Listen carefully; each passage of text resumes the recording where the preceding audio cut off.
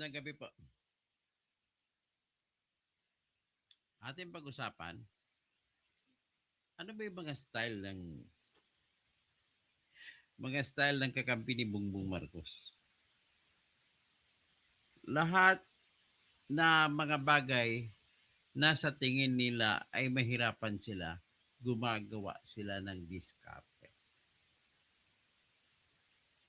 Noong isang araw o kahapon pa, yung kanilang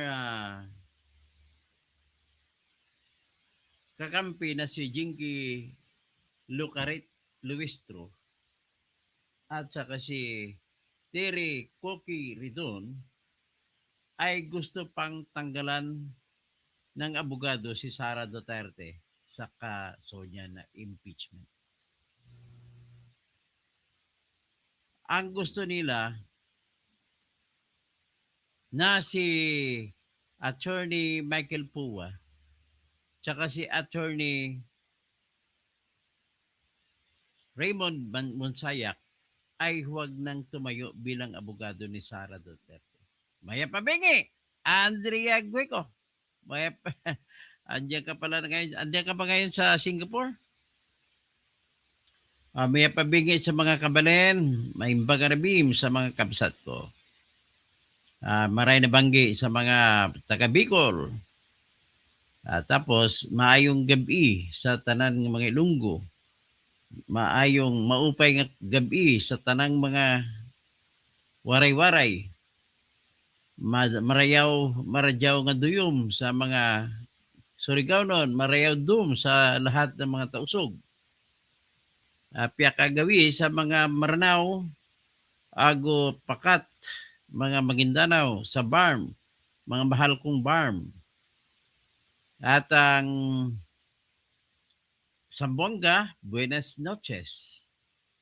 So, maayong gabi sa tanang mga Cebuano speaking places sa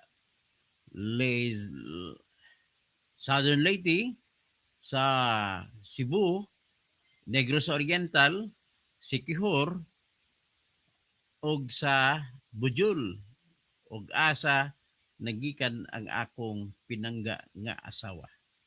Gikan sa Bin Unido og Talibon.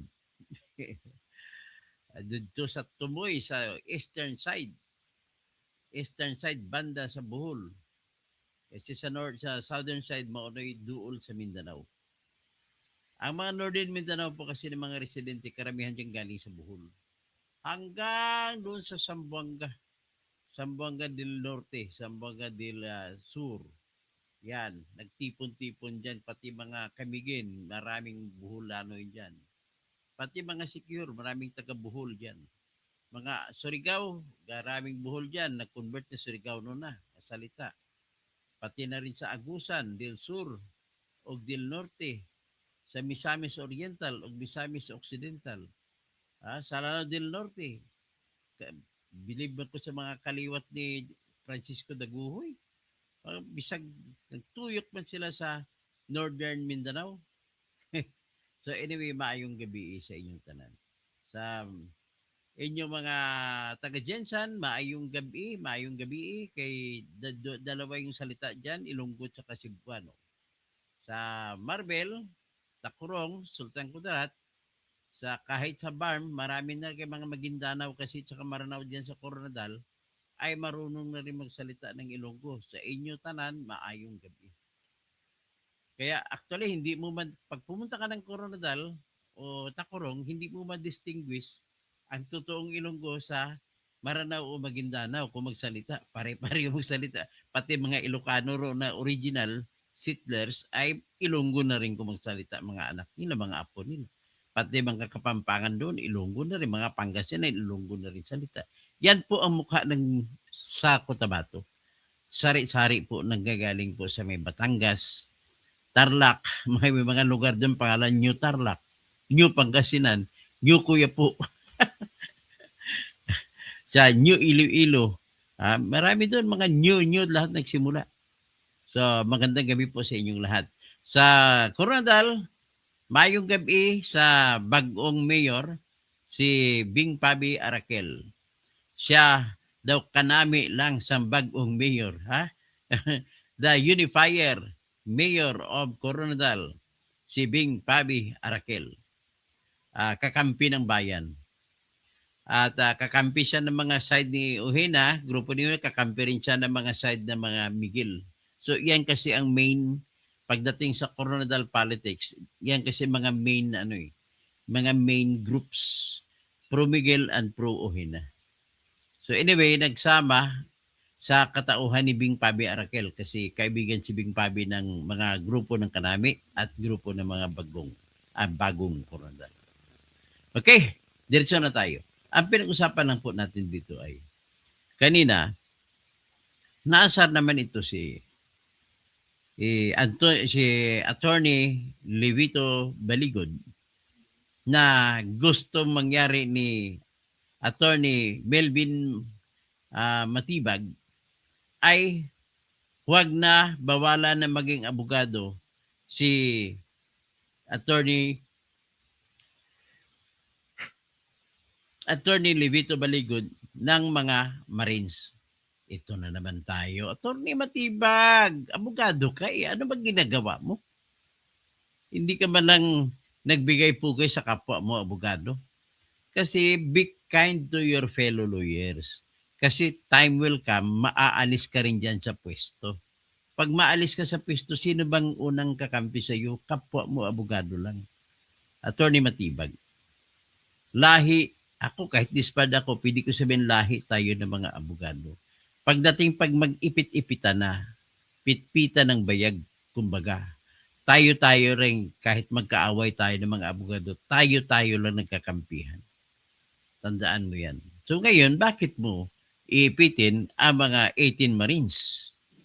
Bawalan mo sila na maging abogado nila si Attorney Levito Baligod sa simpleng katwiran mo na ginawa mo na suspect, person of interest, si Levito Baligod along with the 18 other soldiers. Mali naman yun. Unang-una, wala kang dahilan para dalhin mo si Baligod sa investigasyon mo. Pangalawa, yung investigasyon mo ay hindi authorized.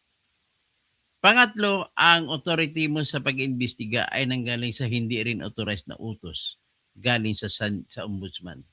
Pangatlo, o pang-apat, ang utos ng ombudsman ay mali sapagkat ang pag-utos niya imbestigahan ay yung mga complainants. Complainants yun. Anong klase si Rimulya? Mag-resign ka na dyan sa pwesto mo. Hindi mo alam ginagawa mo, Boying Rimulya. Unang-una, ang papel mo dyan, Boying Rimulya, para kang judge. Hindi ka pwede hindi ka pwede kumampi kahit kanino. Sa nagreklamo, huwag kang kumampi dyan. Sa nireklamo, huwag kang kumampi dyan. Bakit? Anong kautusan? Kasi pag pumili ka sa isa sa kanila, kapag darating na ang panahon at ikaw ay magdesisyon kung totoo ba ang akusasyon ng mga umaakusa o hindi, at kung kaibigan mo ang umaakusa, natural kawawa naman ang inaakusa. Pero kung kaibigan mo mga inaakusa, kagaya, sino bang inaakusa ng mga Marines? Pinakamataas, si Bong BBM. Ang nag-appoint sa iyo bilang ombudsman. Pangalawang mataas, huwag na natin tingnan sa rangko, si Sandro Marcos. Hinatira ng malita yung dalawang yan, yung mag-ama. Pangatlo, si Martin Romualdez, pinsang buo mo. Hinatiran din ng yan ang pinakamaraming hinatiran ng malita. Yung iba, lahat ng kakampi mo, binanggit, si Trillanes, numero 1. Sino pang iba na binanggit? Si Erwin Garcia, binanggit. Si Stella Marikimbo, binanggit. Na congresswoman ninyo. Lahat ng mga quadcom ng congressman kasama na si Jervil Locaret Luistro. Hindi nakasama si Terry Coque Ridon kasi hindi pa naman siya congressman noon sa panahon niya. Kasama rin dyan si Robert Ace Barbers na congressman. Maradyaw ka doyom. Congressman Ace Barbers. Paano yan? May mga inisyu pa sa iyo na na drugs, may inisyu pa sa iyo na mga natibag na mga flood control projects, at may issue pa na hinatiran ka ng mga balay-baleta. At si Paduano, kasama yan, si Akop, kasama sila dyan, si Jewel Chua. Lahat po sila sa tuwing may hearing ang Quadcom ay binibigyan tag 5 milyon. At ang naghatid niyan ay mismo yung mga Marines na naghatid na nagkikwento. Doon sila, sumasakay sila sa helicopter. Doon na dinadaan ang mga supot-supot na pera. So, yan ang mga kwento. Ngayon, bakit mo tanggalan ng mga abogado nila? Ang abogado nila pinagkatiwalaan ay hindi mo maialis sa kanilang mga Marines. Sila lang po, Attorney Matibag, ang mga sundalo na ito, ang may karapatan na magtanggal kay Baligod. Hindi po kayo. Tandaan mo yan, kapag ginawa mo yan, pwede ka nang ipatisbar.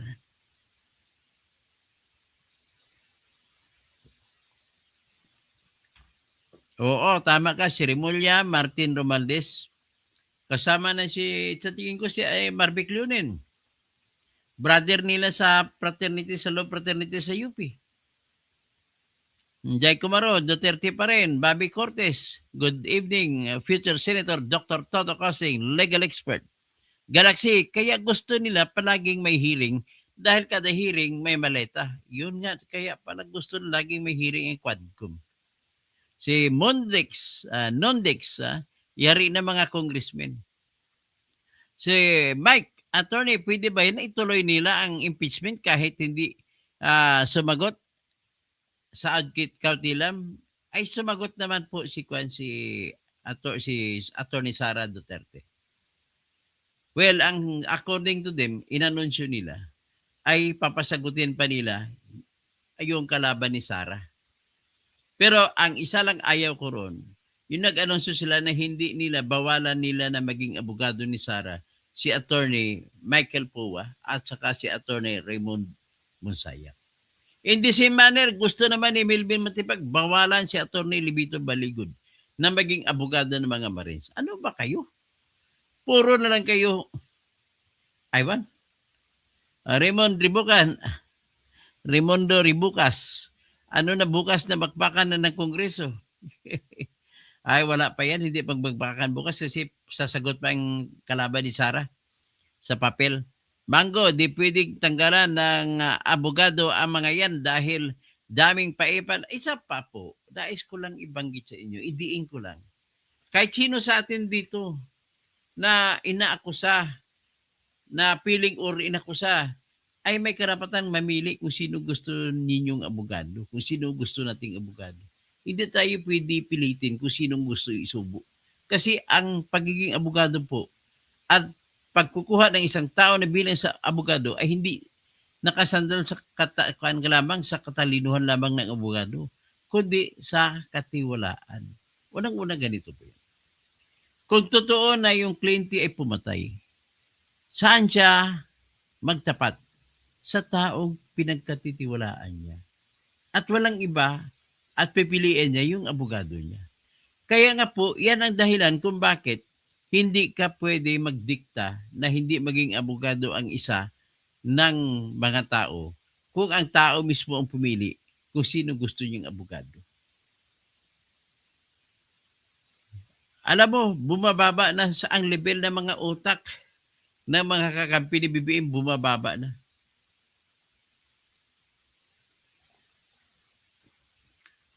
Dagdagan pa ng may spokesperson sila na may dala lagi na ecobag. Sino ba yung spokeswoman ni spokeswoman ni Marcos, BBM, na may dala lagi ng ecobag? Parang namamalingki. Parang nakipagbarginan sa galunggong. Oy, sa itlog. O sa sa gulay. Yan, si Attorney Claire Castro, sabi ni Attorney Edward Chico, isang komedyan na abogado. Sabi niya parang laging may dalang tampipi. Yung parang tampipi, yung mga taga-Bagyo, yan ang basket ng mga taga-Bagyo, ng mga basket ng mga Ilocano. Tapos, pupunta sa palengke, Parang palingkira. Ang napansin ko sa iyo, no? In fairness naman, Attorney Claire, ako naman idinipinsahan mo rin ilang beses eh. Ito naman, ang sa akin ng advice sa iyo is, sana, wag ka magbigay ng opinion. Ang problema kasi sa iyo, mahilig ka agad magtatatak, magbigay ng opinion kung ano. Pero hindi naman binanggit ni Bongbong yun. Dapat limitado ka lang sana magsalita kung anong binanggit ng amo mo. Hindi yung ikaw magkwento kung galing sa amo mo na talaga. Kaya minsan, napatungangan lang si Ivan Merina sa iyo sa pagtatanong eh. Ma'am, ito ba salita ni President Marcos? Oh, kamag-anak ko, Fernando Centino. How are you? Okay. So, with that, sa akin lang talaga, kaibigan Claire, una, maganda ka. Inaamin ko maganda ka talaga. Number 2, sa kaganda mo yan, dapat tapatan mo yan ng finesse. Dapat may form and substance ka kung magsalita. Huwag naman yung palingkira. Pero sa bagay, nasanay ka ng style nga na gano'n, diyan ka na nakilala, wala na tayong magagawa dyan. Pero but then still, you have time to refine that. At inakusahan ka tuloy ni Atty. Libayan na ikaw ang dahilan kung bakit bumagsak yung rating ni Marcos. Oh, talking of Marcos, ang rating niya ngayon negative 9. Negative 9. Nako. Bakit naging negative 9? Ang dinahilan ay yung mataas na presyo ng gasolina. Kailan lang yun na mataas na presyo ng gasolina? Hindi yan ang dahilan kasi March pa ang survey. March nagsimula hanggang nung February. February to March. Hindi naman ngayong March. Ibig sabihin, hindi pa nakasama sa tanong, hindi pa nakasama sa bokabularyo ng mga Pilipino na tinanong mula Luzon hanggang Mindanao kung ano ang obserbasyon mo kay BBM. Approve ka ba o hindi? Nagtiwala ka pa ba o hindi? Yan ang mga tanong kasi. Isang panahon na yan, wala pa yung gera ng Iran.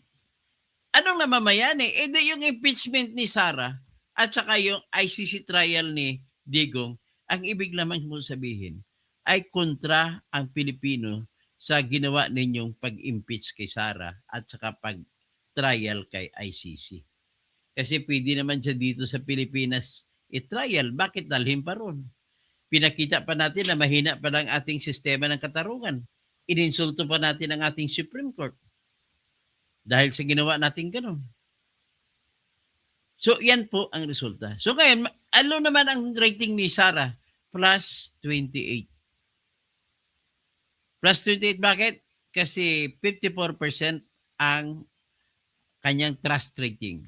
55% naman ang kanyang approval rating. At 27 at 26% lamang ang kanyang disapproval tsaka mistrust rating. So, ibig sabihin po, matindi ang trust ng buong Pilipinas kay Sara Duterte. At kung matinding trust, hindi mo siya pwedeng sabihin sa impeachment trial na nag-breach siya ng public trust. Hindi niya binetray ang public trust. Hindi niya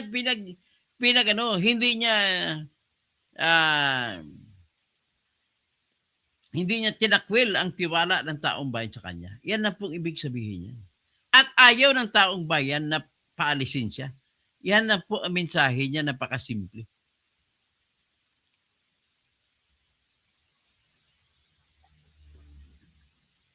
So therefore, kahit hanggang dito lang mo ng kwento ko, ang lesson learned sa atin dito, lahat po tayo ay may karapatan na magkaroon ng sarili nating abogado.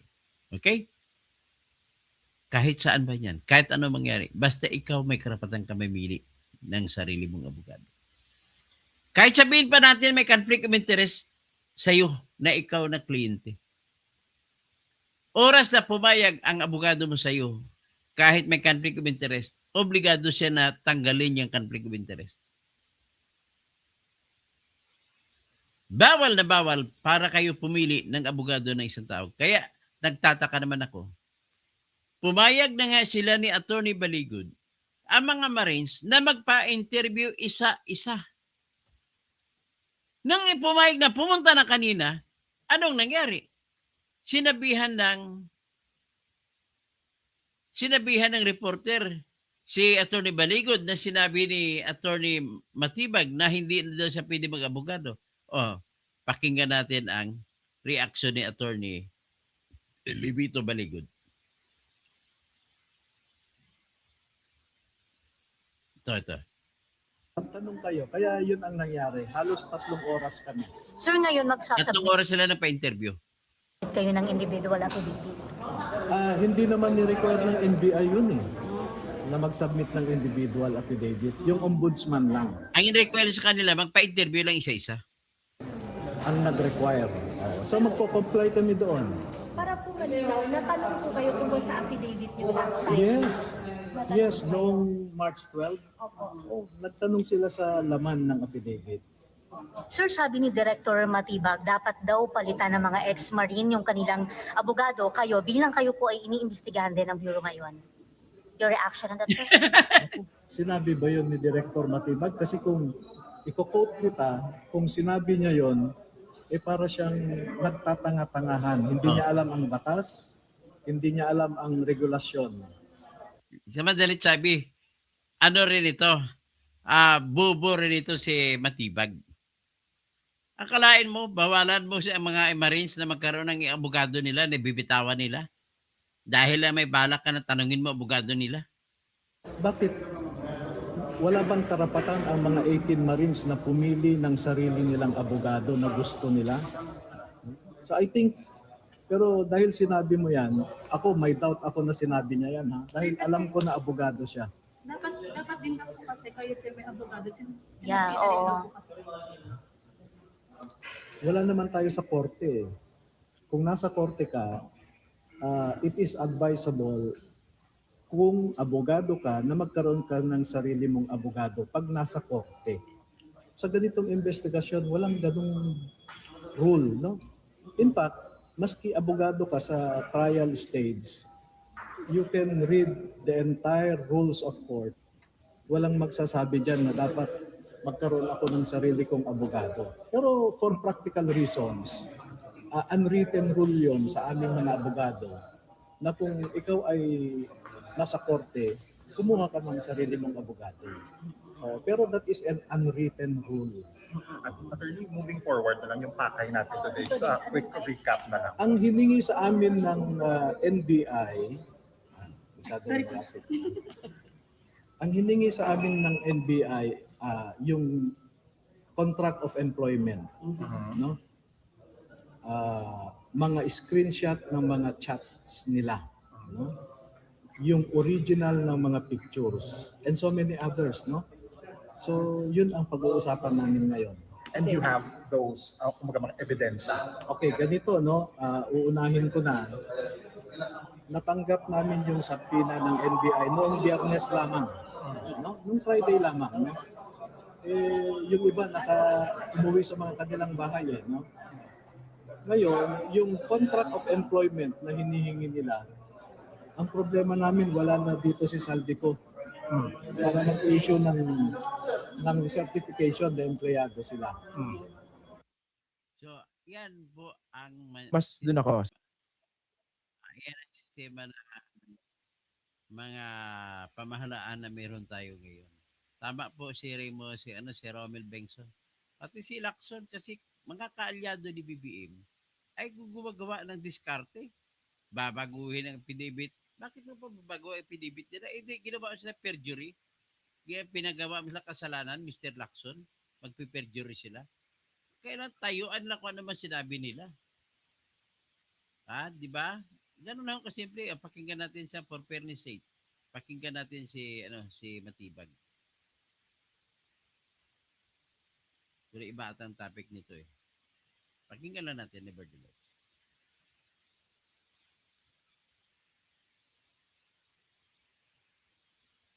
Na inutusan umunong maghatid ng mali-maletang pera sa ilang NBI ang 18 nagpakilalang dating sundalo na inutusan umunong maghatid ng mali-maletang pera sa ilang opisyal ng gobyerno.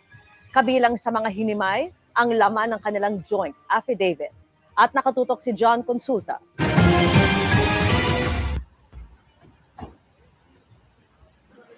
Muling nagpunta sa National Bureau of Investigation si Atty. Levi Baligod at ang nagpakilalang 18 dating Marines. Kaugnay ito ng investigasyon sa kanilang mga aligasyon, kabilang na ang mga umaring utos ni dating Ako Bicol Representative Zaldico na maghatid ng mga maletang may lamang pera sa ilang opisyal ng gobyerno. Ayon kay Atty. Levi Baligod, pumayag siya sa one-on-one interview ng NBI sa mga 18 Marines. May dala rin daw silang mga litrato ng identification cards na magpapatunay ng kanilang pagkatrabaho para kay Ko. Ang hiningi sa amin ng NBI, yung contract of employment. No? Mga screenshot ng mga chats nila. Yung original ng mga pictures. And so many others. No? So yun ang pag-uusapan namin ngayon.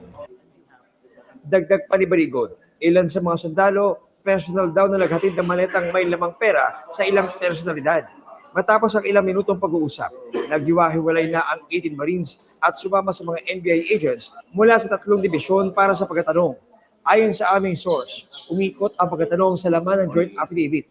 Hinimay ang kada paragraph at inalam kung may partisipasyon ang kada dating sundalo sa isinasaad sa joint affidavit.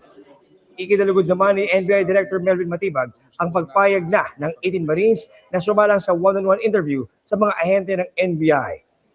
It will establish the credibility of the testimony, tapos kung mayroon bang ibang pag-uusap, and will address all the angles na tinitingnan ng ahensya. At ito, pwede namin ito, isusumitin namin sa Office of the Ombudsman. Matapos ang mahigit 7 oras, natapos din ang pagbibigay Oras ang kanang affidavit, ha? ng pahayag ng 18 Marines sa NBI. Ang na-observe ko po ay very exhaustive yung mga pagtatanong ng mga investigators at sinagot naman lahat nila pero hindi pa kami natapos, no? That's how in-depth the exercise was. So hihintayin namin ulit yung schedule na sasabihin ng NBI para sa continuation. Para sa GMA Integrated News, John Consulta, nakatutok 24 oras.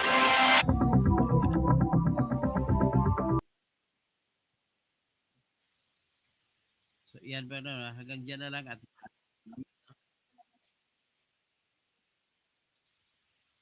so Carlito Trinidad, kailan ka ibitay ba ngayon?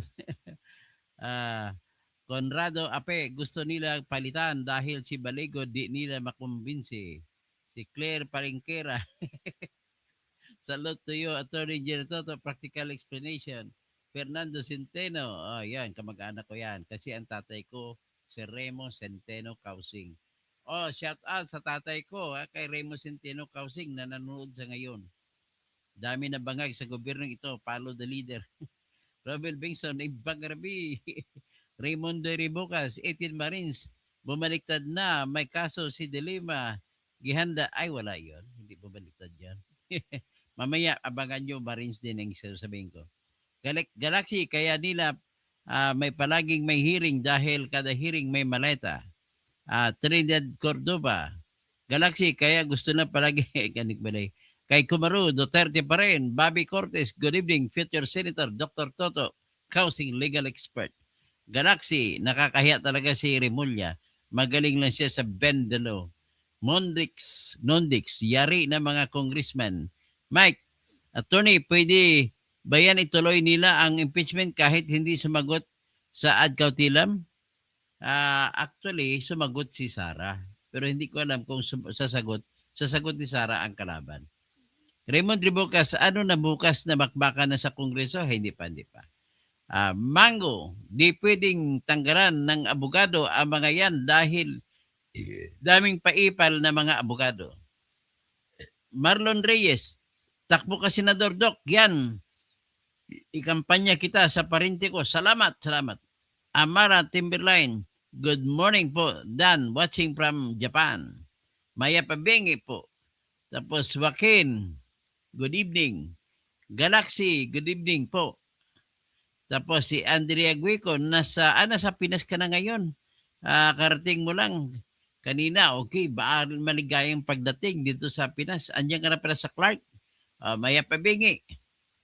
Andilagwi ko ha, pasalubong ng mga pamangkin mo, anak mo, apo mo, naghahantay sa iyo. Tapos, si Binmar Huerte, Limon Tribucas, Sara, birahin ni Ridon. Ay, hayaan mo si Ridon bumira, bibirahin ko rin siya. Raymond Tribucas, attorney, kasama pala ka sa kaso at si Mike. Sino ba? Sino bang kasama? Okay. Jay the Explorer TV, one-on-one interview mo yan. Mawala sa mga script yan. Sino pa? Si JRCP. Good evening. Attorney Toto, Ben Marwerte. Pwede naman pala naman one-on-one interview. Anyan, bakit ayaw nila si ano lang ang ayaw? Si Topacio lang. Darlene Narvino. Go, go, go. Attorney Toto for Senator Randolph Lamano. Dok, okay. Mabuhay. Sa Lian, Batangas. Kakto, magandang gabi po. Katoto. Si Doc Ake, Bebot Maot. Ako din. Norberto Nicolas Jr. Dr. Toto, magandang gabi from Calawag, Quezon. Okay. Magandang hapon po. Magandang gabi po sa inyong lahat. Balik lang kayo mamaya. Ang pag-usapan natin ang mga testimonya ng Marines na nalang nadidiin